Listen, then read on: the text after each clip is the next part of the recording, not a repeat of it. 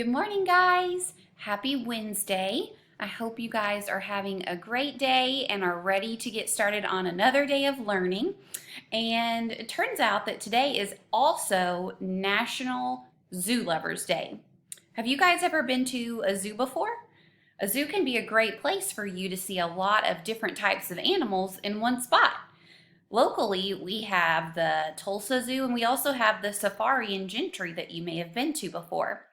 Well, since today is Zoo Lovers Day, I included a link for you to visit the San Diego Zoo webpage. And if you go there, there's a lot of different live cameras that you can see. There's one that is on the giraffes, one on the penguins, there's a butterfly exhibit, there's koalas, one in the lions, one on the panda bears, and it's really cool. So you can look at the different live videos that they have and check those out.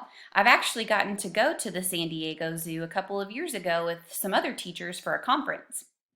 So anyways, watch a couple of those if you have time today, and then tell me in the comments which was your favorite exhibit to watch live through a video. Hope you guys have a great Wednesday and love celebrating zoos today. Bye.